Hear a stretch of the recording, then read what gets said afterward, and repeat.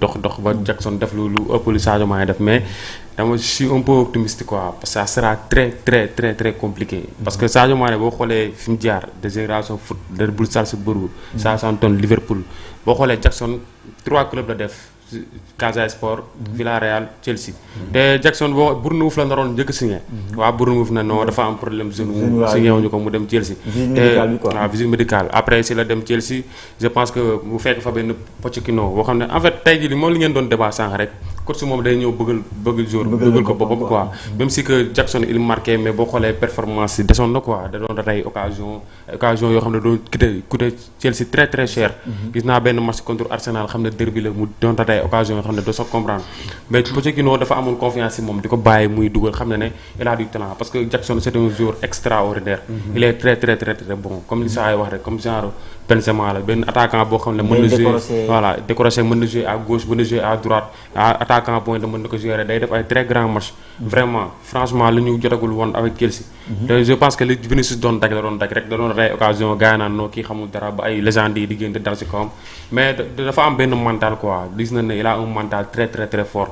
gérer loolu gérer critique yi gis na ne Mikel sax doon tontu teg Mikel bay dugal story Instagram mais gis na ne après génn na ci loolu rapidement mu génn ci loolu voilà nekk ci rek di dugal ñu gis ne aussi Chelsea changé waat coach Enzo Maresca ñëwaat mayaat ko confiance te c'est pas évident parce que Chelsea dañoo def ay recrutement yaa ngi doon tooñ naan kaa Nkunku mën na jël sa place te évidemment mën na jël place am parce que kii dafa nekkoon Leipzig dafa def ay performance ñëw Chelsea même si que dafa ñëw blessure yi dab ko mais y a du talent quand même ay Pedro Neto ñoo ngi fa ay João Félix ñoo ñëpp mën nañu football te Jackson nekk fa di titulaire ça veut dire que am na lu ñu gis si moom il y a du talent mais quand t'as dépassé Sadio Mané moom loolu moom dina xaw a compliqué quoi. moo tax même question bi ma posé kii lan la war a yokk selon toi pour mën a dépasser Sadio Mané. je pense que mu ngi si yoon bi parce que il a une très grande marge de progression parce que day progrès football moom loolu la progression. parce que ñu ngi wax mais moom début sax mu gën a baax Sadio Mané gars yi loolu la. waaw c'est ça loolu la moo tax ma ne Angleterre Sadio Mané dim ci Angleterre loolu moo tax ma ne la progression bi la quoi progression parce que tey jii mën nga gis benn jour mu ne nii léegi saa yi taxaw doo ko gisati wala mu wàcc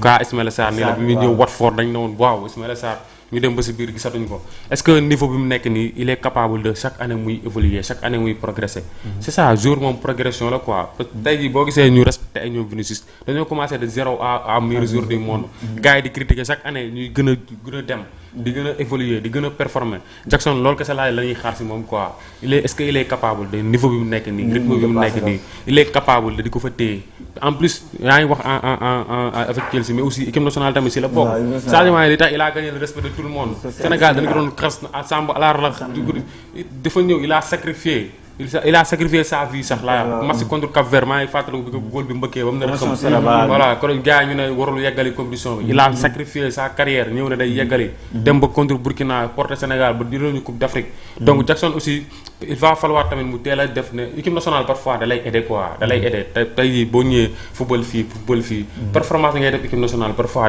ça joue ça compte il va falloir tamit bu ñëwee équipe nationale mu xam ne c'est pas le Jackson de Chelsea mais c'est le Jackson du Sénégal joueur yi mu am Chelsea ay ñoom Cole Palmer ay Pedro Neto ay ñoom Caicedo Enzo Fernandez amul joueur yooyu fii nii même si que du mën a ñële ñoo ëpp niveau ñii sax mais dafa war a xam ne football yi bokkul système yi bokkul tactique yi bokkul contexte yi bokkul fii c'est en Afrique voilà il va falloir mu teel a dugg adapté wu si football africain bi parce que gis nañ ne Jackson en équipe nationale ça man dama la gis maa ngi doon défendre benn naar doon dal si kawam mais xam naa xool naa ba si biir mais xam naa ne naar bi mu wax dëgg la de mais foog nga taxaw défendre ko quoi. bien sûr parce que Sénégal loolu ñu manqué.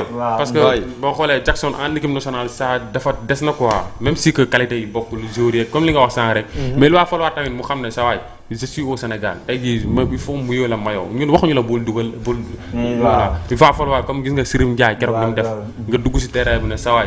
voilà ñii dañ maa yaakaar Chelsea laa nekk Premier League laa nekk di fa def ay performance yu baax donc ma ñëwee Sénégal sa waay sénégalais nañ li ñuy xaar si man naa leen ko defal waay loolu laa bëgg ko waa si Jackson instant yi moom en club il gère très bien mu ngi def début de saison bu baax très bien début de saison on est en décembre déjà il a 8 buts je pense en championnat c'est pas mal je pense que statistiquement donc boo bu ñu xoolee si logique bi mu nekk mën na dépasser li mu defoon daaw. bu fekkee continuer si rythme bii nii.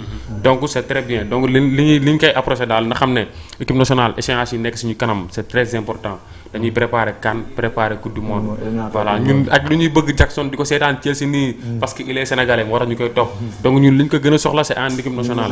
voilà Jackson bu nekkoon benn malien nii li may sonnee si Chelsea du ma sonnee noonu parce que il est sénégalais moo tax man Chelsea parfois man ma si Chelsea du ma intéressé bu baax mais dama naan tant que Jackson yi football damay taxaw di ko seetaan buñ ko togloo sax ma dem sama yoon. parce que c' est lui moo ma gën a intéressé voilà man ay c' est la patrie man ay voilà man ay Dortmund yi daal ñoo mën a lekk sama temps mais yeneen équipe yi nii bu amul sénégalais nii sa waay soo buñ la génnee sax ma dem sama yoon. voilà donc il est sénégalais te dafa war a xam ne il est sénégalais bu ñëwee Sénégal il joue dans le très très haut niveau Premier League la nekk Chelsea. donc boo nekkee si. yaakaar bi mooy ëpp par rapport ak ku nekk beneen équipe. voilà boo xoolee critique yi moo sama ñoom mu nga doon wax quoi li ñuy loo tax ñun ay Formose Mendy yaakaaruñu si moom dara. par rapport ak benn Pape Matar Sarr on est très exigeant parce que dañoo xam ne kii il est au très haut niveau. il peut mieux faire Jackson tamit il est au très haut niveau il peut mieux faire loolu moo tax on est très exigeant avec lui. donc il va falloir tamit mu xoolaat boppam avec l'équipe nationale quoi c'est ça. c'est ça donc Moussa da ngay jël quelques chat si chat bi après ma ñëw si kii. waaw yaa Thiaba Thiam. nee na moom Jackson gëm na boppam sax mais dafa war a yokk efficacité des buts yaa Moussa IPC nee na lii yëpp Sonko moo ko waral dañuy dañuy naan Mbappé sax dina ñëw Sénégal. yaa Ousmane Fall nee na il peut même être une légende de Chelsea. Il est très rare de voir un attaquant de ce profil bon au ballon-pied rapide costaud pour moi c'est un attaquant complet. Il y a Bamba le foot nee na ëpp na 5 ans depuis Salzbourg jusqu'à Liverpool il a toujours été constant c'est-à-dire da doon wax Sadio Mané. Il y a Ibra il a dit que pour moi Jackson est plus tueur devant les buts mais le Jackson de la saison passée était plus fort techniquement et dans le jeu. Il y a Mohamed Dantidiaw nee na Jackson peut faire très mal mais il faut plus de responsabilité en équipe nationale.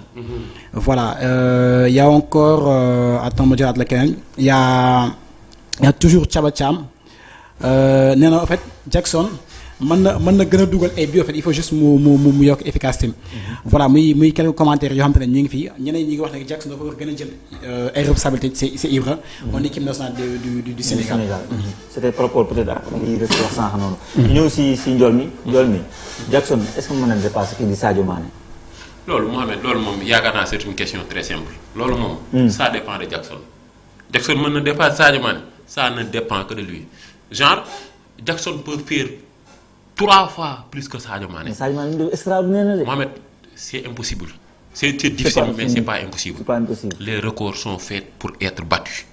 Sadio Mané bi mu ñëw Angleterre dafa fekk ay ñoom Drogba ils avaient mis la barre très haute. yaa ngi dégg Drogba avait planté 104 buts en première ligue si la mémoire ne me trahit pas. Sadio Mané ak Mohamed Salah bi ñu ñëwee dañoo jël record yooyu poussé ko fële.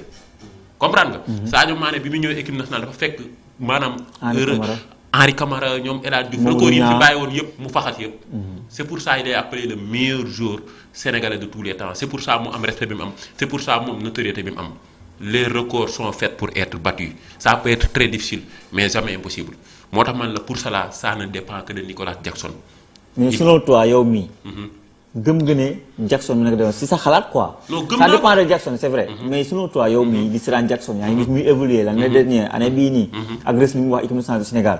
sa Jackson la peut-être mën na dépasser Sadio Mané. man it dama gëm ni mën na ko dépasser de loin xam nga dama gëm ko. maanaam Jackson dafa am plusieurs opportunités wala plusieurs chances yoo xam ne Sadio Mané amu ko. je m'explique. Jackson boo gisee gars yi exigeant tey lan moo tax waxuñu est-ce que Ismaïla Sarr peut dépasser Sadio Mané. pourtant il joue en Premier League ñaata Sénégalais ñoo yàgg jaar Premier League. lan moo tax waxuñu leen. bu ñu ko waxee ni Jackson est-ce qu'il peut dépasser Sadio Mané c'est parce que gis nañ ci moom benn potentiel. mais nee naa la pour cela mu am c'est un combat contre sa propre personne. il faut qu'il mette la barre très haute. parce que Sadio Mané il faut mu yéegal niveau bi. déjà Sadio Mané si je ne me trompe pas 114 bii la am xaw ma 110 bii. bu ma juumee en Premier League. léegi Jackson déjà en 5 saisons s'il plante chaque saison 20 bii déjà c'est 100 bii donc. il faudra maanaam mu fixer ay limites am. mu fixer maanaam niveau bi barre bi. être maanaam di jéem a surpassé wu. bañ a gaaw a doyal xam ni jéem a jël instinct attaquant bi teg ko ci moom ba pare attaquant day tiit attaquant il faut être égoïste. You know Mohamed Salah lan moo tax ñu ne wax naa Mohamed Salah pour man techniquement ba nii il n'est pas meilleur que Sadio Mané mais boo gisee lan moo tax boo tegalee coach wala équipe yi wala valeur marchande mu romb Sadio Mané parce que il est plus égoïste. Sénégal lan lañ ko bañe woon tey jii Mohamed Salah day taxaw Firmino taxaw Sadio Mané taxaw mu mën leen paas bu gisee ni moom mën na ko dugal du la ko jox. Il faut mu am instinct attaquant boobu. il faut mu fixer kii nu mu tëddati. record Sadio Mané yooyu noonu. mu ne dama koy battre. yaa ngi comprendre écrire sa propre légende écrire son propre histoire. mu xam ni ça peut être très très très compliqué mais jamais impossible. moo tax man la ça ne dépend que de lui. Les records sont faits pour être battus. Mohamed Salah bi muy ñëw Cristiano Ronaldo gis nga ko. dafa jël marqué woon 32 buts en une saison. Mohamed Salah daa ñëw faxas ko record de précocité yi fi Messi Cristiano def. Haaland ak Mbappé ñaata lañ ci phase. Les records sont faits pour être battus mais ci jour bi moom moo koy gëm maanaam nga jël sa niveau nga fixé ko jéem a professionnel boo xoolee nag Jackson talent bi mu ngi fi lépp mu ngi fi mais na gën a tiit de un gën a yokk nonchalance ak efficacité bi parce que même coach yi ak ñi koy blâmer kenn du taxaw ne Jackson mënul football wala Jackson n'est pas technique voilà parce que Sénégal jikko Sénégal dafa xaw a nekk boo xoolee Jackson parfois bu dugalee benn bii rek pare na ci match bi parfois day am bal bu mu mën a dugal sa waaye bu mu ko joxee ci biir dans la zone de vérité nay gis mbaal yi nay tànte boo gisee tey jii Moustapha wax na ko keroog c'est une chose très importante boo xam ne jàpp naa ko si moom que ni Sadio Mané gars yi dañu il perd trop de ballons en équipe nationale parce que il tente trop Jackson bu fekkee day raté trop en club parce que day tente lu bëri Mohamed Salah parfois day toll ci àll bu dóor da nga naan kii dóoru maa tey bii mu dóor parce que il cherche parfois da nga gis daf koy raté mais bu ci tenté 10 bu mën na raté 9 mais day dugal benn il faut que mu jéem a dépassé wu jéem a yéegal niveau bi Jackson peut être une légende de Chelsea Jackson peut être le meilleur buteur de la Premier League et le meilleur joueur de la Premier League beneen bi stop bi ma wax naan chance bi mu am ca Sadio Mané am ko boo xoolee Sadio Mané avant d'atterrir à Liverpool il a beaucoup traîné en Europe Sadio Mané boo xoolee perte na temps Salzbourg Southampton rek yaakaar naa def na fa 2 saisons xaw ma 3 soo ko ñëw Liverpool chance bi Jackson am mooy à 22 ans 23 ans dafa ñëw Villarreal rek première année en Premier League mu am club bu mag xam nga Sadio Mané première année mu am club bu mag léegi nag loolu daf ciy joué parce que club bu mag wax naa la ko tu es bien entouré am nga ay Cole Palmer des Modric par-ci xam nga des Madueke des Sancho il te met les bons ballons dans les bons endroits donc le reste c'est à toi de jouer moo tax man la Jackson peut faire 10 000 fois que Sadio Mané mais bu ñu fàttali Sadio Mané par exemple le ballon d'or mondial après Weah mooy seul africain bu jël deuxième au ballon d'or mondial mais Mohamed moo tax dépassé Sadio Mané comme ni ko wax ce sera mën na nekk par talent bi mais xam nga ne du yoon du yóbbu quoi moo tax sama posé ñaar ñi même question bi laa doon posé selon toi lan la war a yokk pour mën a am loolu moo tax man la liggéey la rek parce que Sadio Mané bi muy ñëw Sadio Mané il est venu de loin Bambali la jógee yaa ngi comprendre ñëw fekk équipe nationale ñoo parlé des Sadio des Henri Camara des El Hadji Diouf sa waay bi mu ñëwee xool loolu daa ñëw constant surtout la constance la sérénité et le professionnalisme ce sont des facteurs très fondamentaux waaw moom moo ko apporté waaw. merci waaw li wax c'est très important moo tax man la Jackson boo gisee samay door wax naa la Jackson peut faire mieux que Sadio Mané que soit mu nekk en club que soit mu nekk en équipe nationale parce que en équipe nationale peut-être il n'est pas bien entouré mais na xam ni c'est à lui d'apporter quelque chose en équipe nationale. tu joues à Chelsea. sa waay nga jëw fekk benn jour boo xam ne di championnat local lay joué. waroo xaar ci dara ci moom yow moom moo war a xaar dara si yow. comprendre nga maanaam Jackson comme li ko wax ñun bu ñu koy seetaan Chelsea seetaanuñ ko parce que il est Chelsea lay joué wala il est beau ou que non parce que sénégalais la. comme ni ko waxee daf ñuy dal ñun ñëpp. da ngay seetaan jour Sénégal mu ne ci benn club bu ñu koy génne ngay zappé dem ci leneen. soit da ngay jóg dem wala nga jàpp beneen mas wala nga xool leneen. moo tax man la que ce soit en équipe nationale que ce soit en Premier League ça va être très difficile parce que Mané a mis la barre vraiment très haute. mais bu ko gëmee sa waay imaginez 5 saisons wala 6 saisons. Jackson plante 20 buts déjà il fait mieux que Sadio Mané en Premier League. Jackson ne me dit pas que mënul dugal 20 buts en Premier League. c'est ça na ko gëm rek. voilà na ko gëm waaw na ko gëm rek ba pare liggéey ko quoi. moo tax ma la ça ne dépend que de lui. ça dépend que de lui Moustapha la même question ah. donc Jackson peut-il dépasser lii di Sadio Mané. juste avant may intervenir quelques commentaires parce que maa ngi gis ne que chat bi c'est animé. Il y a Ousseynou Sène nee na oui c'est vrai. Et c'est un très bon joueur, je sais, mais au Sénégal, il ne prend pas ses responsabilités. Il y a Pan Gamer, va faire des recherches et tu reviens. Gars, même si chat bi sax day gis ne gars yi débat foofu. Il y a Mohamed Donti Diallo nee na mais il est gêné par plusieurs joueurs. C'est lui la vedette maintenant. Il y a Ibra nee na merci Ndiolmi Jackson dafa collectif trop si attaquant. Il y a encore Mohamed nee na ba léegi nous avons pas des Amad Diallo, Lookman, Guirassy ou Birahim. Il y a Bamba le Foot nee na en plus il joue pointe par rapport à Mané qui était ailier. Donc en termes de statistiques, il devrait le dépasser. Voilà, il y a encore Mohamed Dante Diallo sur ce trône-là. Jackson est nos stars. Il faut le mettre en confiance en le faisant patron de l'équipe et de le responsabiliser. Voilà, il y a quelqu'un qui est validé dans cette chaîne. Il y a AD qui est validé dans cette chaîne. Non, bon, validé sur une chaîne, donc li ñu xaar gars yi sponsor na ñëw ngeen validé chaîne donc mooy voilà quoi. dama ko si yokk rek bàyyi ko mu dem. en termes de stade. Jackson mën na dépasser Sadio Mané ci stade. mais affaire du question de stade kese maanaam Sadio Mané da ngay xool dafa jël championnat avec Liverpool Ligue des champions doon porter Liverpool nekkoon co-meilleur buteur est-ce que Jackson est capable de faire ça c'est ça ma question quoi. du question que affaire de stade mais impact bi mu amoon Liverpool. continue bi sax le contenu ak l'impact bi Sadio Mané amoon Liverpool. Sadio Mané li nga wax ni tax mu nekk dëgg Sadio Mané bi ñu def remontada boobu Liverpool. parce que dugal bi. waaw impact parce que peut-être Barça yi non kii lay gën a jaaxal mooy 4-0 yi. waaw match boobu Salah zéwul woon. Origi dugal ñoom ñooñu. ba jour dugal bi mais ça dépend de Mohamed. il n'a qu'à très bien faire rek. après pour man les trophées ça va venir après quoi. am na lépp quoi. moom mën na ko am. comme cas de Liverpool parce que Liverpool kii bu mu koy jël club bu mu koy jël. dafa jël ay jeunes. ay boy defar leen ànd ak ñoom liggéey ci projet bi. boo xoolee Chelsea bi tamit c'est la même chose. ay jeunes lañu. génération bi la. maanaam mun na ànd ak moom tamit mun na ci profité tamit. non bien sûr. ba pare nga am chance course bu ñëw daf lay bëgg. ngay am na ci ay yeneen course yoo xam ne ku ba ci kaw ay félicité. wala dañuy dem jënd ci beneen attaquant. billaahi boo xoolee Chelsea naroon nañ fi jënd kii Osimhen. mais coach Enzo Maresca moom moo préféré Jackson. C'est important. Pour répondre à la question, comme les gars, je demande de rejoindre. Pour moi, Jackson, il a toutes les qualités pour dépasser Sadio Mané. Maintenant, ça va dépendre. Le football actuel, les gars, ils vont retenir moi un stats, moi un trophée. C'est malheureux, mais c'est comme ça. Ce que tu vois un peu. Pourtant, il y a des joueurs qui sont impressionnés, des films extraordinaires, mais l'histoire retient toujours ni double wala ni c'est malheureux mais c'est comme ça. Ce que tu vois un peu. Maintenant Jackson, c'est-à-dire déjà premier avantage moi son âge. Déjà ben âge il a que 23 ans. Ça veut dire que Boudé dafa toog Angleterre parce que cette question si je me trompe pas dafa mën a dépasser Sadio Mané en Angleterre. Déjà ça va dépendre est-ce que dina toog Angleterre.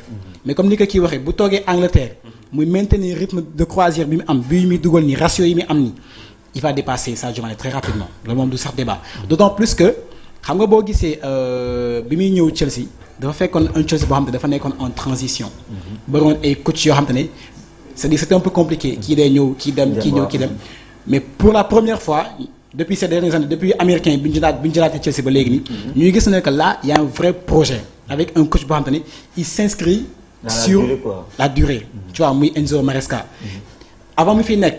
Pochettino dafa am chance comme ni ko waxee même si encore une fois dama ko mooy li ma wax sànq c'est-à-dire chance benn étincelle la mais li lay téye foofu noonu du chance saa yi liggéey moo la fay téye parce que bu def loon yenn affaire ni ça Pochettino sax da koy teg si banc bi même Maresca bi bu ñëwee gis na en coup même si il est blessé bi mu ñëwaati tegu ko parce que comme ni ñu ko waxee tout à l'heure quand on a une équipe qui gagne on est dans une certaine logique on ne change pas les choses maintenant nag ça peut aller vite tey jii mën nañu ñëw mu am benn blessure ñaanal ñu ko loolu mais bu dee muy continuer di am hygiène de vie bu baax di entraîner mu entraîner ba pare égoïste le mot c'est égoïste en fait tout à l'heure mooy li ñu joxe c'est-à-dire que un attaquant da nga war a égoïste parce que tey jii sa bopp rek nga war a gis saa match bi mën nga def xoolal 90 minutes yu bon tu vois un peu à la 94e minute tu marques un but on retient le but que tu as marqué on retient pas le match que tu as fait est-ce que tu vois un peu loolu la ñuy attaquant de la même manière que gardien mën nga def kii tey jii mën nga def ay arrêts yu bëri 10 arrêts 11 arrêts ça nga encaissé 3 buts on retient les 3 buts que tu as encaissé on retient pas les arrêts que tu as fait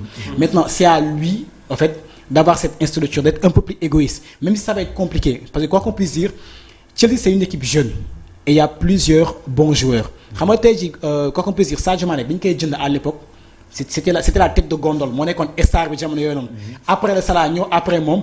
après ñuy commencé di wax Salah di wax Sadio Mané mais boobu bu ñu koy jënd à l'époque moom moo fa nekkoon star. ak Firmino Coutinho te Coutinho après benn moment dafa dem Barça. mu dikku mu ne Salah ñëw moom moo fa nekkoon ak Firmino après Salah ñëw affirmé wu. mu nekk un trio. maintenant moom mu ngi fa mais on voit que la concurrence elle est extrêmement rude. maintenant c'est pour ça que moom. il doit se dire que chaque match il doit tout faire pour marquer et faire des passes décisives maa ngi gis il a marqué 8 buts il a fait 3 passes D c'est-à-dire que même si jeu bi sax on sent son impact et le fait que mu joxe 3 passes décisives am amélioration entre daaw ak ren ji am net amélioration quoi en fait c'est certes il y a la concurrence mais il y a surtout un travail parce que mooy li ñuy wax sax mu ngi koy wax mooy on peut prendre l'exemple de Vinicius par exemple ba amoon na ay qualité mais bari woon na ay déchets yooyu noonu dañuy gis ne que Jackson mu ngi koy commencer améliorer même si des na ba léegi mais ñuy gis te encore une fois il est jeune donc ça veut dire que il a une très grande marge de progression 23 ans rek la am donc bu continuer ce rythme bi nii il va dépasser le comment dirais-je il va dépasser Sadio Mané et même d'autres personnes maintenant comme ni ko gars yi waxee pour être un très grand joueur boo xam te dañu koy wax c'est-à-dire c'est pas juste en club c'est-à-dire que tey jii nii bu ñuy wax Sadio Mané Ballon d'Or c'est parce que il avait gagné la Coupe d'Afrique. Sénégal n'avait jamais gagné la Coupe d'Afrique même si après il y avait un éclat mais ça restait dans les têtes des gens est-ce que tu vois un peu ba nii yaa ngi gis donc forcément day am benn impact maintenant loo gis lu nekk buy commencer club lay commencer mais il faut que aussi mu am benn constance entre club ak équipe nationale malheureusement amagul loolu maintenant c'est à lui de travailler ça de s'adapter en sachant que c'est pas la même chose la preuve en est que tey jii benn Lewandowski boo bu nekkee Barça bu nekkee Bayern day dugal ay buts Lewandowski ba demee Pologne c'est un peu plus compliqué est-ce que tu vois parce que comme ni nga ko waxee ce qui l'entoure là-bas fii benn Jackson fii benn Palmer récemment la commencé dugal bii mais au début c'était très compliqué en Guinée at bi daaw ren la commencé dugal ay buts pour te dire que c'est un peu plus compliqué en Afrique maintenant c'est à lui de trouver le petit quelque chose bi xam te ne Sadio Mané toll woon na fi mu toll nii mu compliqué lu nekk wax nañ ko fi Samba Alla et cetera mais dem na ba xam ne que am na lu ko manqué woon metti woon na critiqué nañ ko et cetera mais justement il a su faire la part des choses ba mu évoluer maintenant pour man l'autre avantage que Jackson a par rapport ak Sadio Mané c'est que mentalement je me dis que il est solide en fait même si Sadio Mané aussi je vois qu'il est parce que fu mu jaar-jaaram rek dana wane ne que saa yi ndaanaan la mais Jackson aussi damay gis ne que c'est-à-dire limite sax il passe pour un joueur orgueilleux mais moi j'aime parce que Sadio si Jackson day football tout le temps je sens qu'il peut faire plus. et c'est exactement muy dem ni garaaw na mais tu sens que il peut même faire plus. mais am na ku ma gis mu wax ko ci chat bi. John mi tamit wax na ko sànq. mooy jikko Sénégalais am na ko wax ci chat bi moom John mi c'est-à-dire que gaaw a doylu bi. waaw loolu moom erreur la. loolu par exemple tey jii nii benn CR7 pour man c'est mooy référence bi. ça day. et ba pare Sadio Mané gaaw a doylu parce que Sadio Mané. moom laay gis joueur sénégalais bu xamante ne li mu defoon daaw gi passe na tout le temps il veut encore plus haut. c'est ça le très haut niveau. c'est ça l'exigence. fa laay waxee li mu exiger boppam. par exemple benn waaw kon Konaté nee na Sadio Mané boo ko joxee boisson sax mun a yii sa boisson mu kalaam. pour 160 usine li muy lekk rek ay xool maanaam. caaxaanewul bu ko defee chaque détail compte voilà chaque détail compte et c'est ça l'exigence du très haut niveau maintenant c'est là la question. loolu mooy travail bi mooy sacrifice bi. sacrifice bi mais nag bu ko bëggee parce que talent bee ngi fi kii bi mental bee ngi fi mais loolu nag travail liggéey la parce que ñoom Chris li ñu am ni di nga ko liggéey. gars yi Sadio Mané li mu am te ku liggéey. Salah mi li mu am te ku liggéey. te moom instant nii pour mu am ko foog mu liggéey. et surtout c'est un combat contre sa propre personne. waaye moom moo ko mën a liggéey quoi le plus qu'il a en fait c'est que il a un Chelsea boo xam ne Chelsea est en train de revenir à son meilleur niveau. saa yi Chelsea gars yi bàyyi ñu ko xel. mais Maresca bàyyi nañ ko xel de. non xoolal bàyyi nañ ko xel de. ah non parce que Chelsea dama gis ne que Maresca bàyyi nañ ko xel de. Maresca en fait. waaye su ko jël Chelsea loolu ñuy wax bàyyi nañ ko bëgg waaye dinañu naan jox ko jël fi ça va arranger Jackson parce que mu ngi def liggéey boo xam ne gars yi man je me dis que ba léegi ñu ngi wax Chelsea mais Chelsea mine de rien xoolal fi mu nekk. xoolal da ngay gis entre daaw li fi Pochettino bàyyi ak Maresca bi mu ñëwee da ngay gis ne que Chelsea mu ngi ñëwaat à son meilleur niveau. dañ doon wax ne bëri na ay joueurs ni ñu jënd voilà, mais il a réussi à trouver son équipe et il a trouvé aussi à avoir une symbiose avec même ni toxique mais ça nous incorporé ici match yi ñuy jouer mu ñëwaat nekk capitaine nekk à son meilleur niveau, tout ça pour montrer que voilà, tu vois, c'est pas que forcément joueur bi bu ko teg wala mais dafa gisoon à ce moment-là par exemple niveau am xawoon na des. Il y a aussi par rapport au système Madueke la bëggoon teg bi mu changé ko mu dugal. Il y a beaucoup de choses qui fait que Jackson en tout cas il a toutes les cartes en main pour battre Sadio Mané. Gars yi tey émission bi neex na trop mais xam nga donc xam lii du si leen la ñuy wax. ci nag voilà muy noonu nag donc maa ngi gis benn waay ci commentaire mais émission bi kay la amal émission bi neex na de émission bi incha allah lundi prochain incha allah dina am donc voilà ñu remercier leen bu baax a baax ci commentaire si chat bi franchement Moussa dañ leen may quelques intervenants derniers malheureusement donc man Moussa dinañ ñëw si moom mais remercier leen bu baax a baax donc gars yi Sadio Mané peut dépassé Jackson peut dépassé Sadio Mané ci commentaire yi mën ngeen si wax seen xalaat ak seen gis-gis tey ñaari thèmes yi la ñu andi woon mu nekk thème yu am solo Ferland Mendy donc ndax Sénégal jot ñu wax sax si Boubacar Kamara bi xam nga tamit bu fekkee règlement boobu noonu FIFA andi na ko dina mën a am possibilité ñëw fa parce que règlement li tax mu ñëw di si fàttali Adama Traoré donc waa Mali ñoo ko bëggoon andiwaat et tout ñu xam nga loolu moo tax voilà ñu débat boobu ñëw ñu bind turu Ferland bind turu Boubacar Kamara concernant le Sénégal le roi Sané gars yi nee na ça peut être hyper compliqué parce que ay match am moo gën a bëri mais concernant Ferland et Bouba. si règlement bon bu ñu ko kii dindi lépp. parce que boo xasee jouer grande compétition. loolu on t'exclut en fait et je crois il a joué une coupe du monde il a joué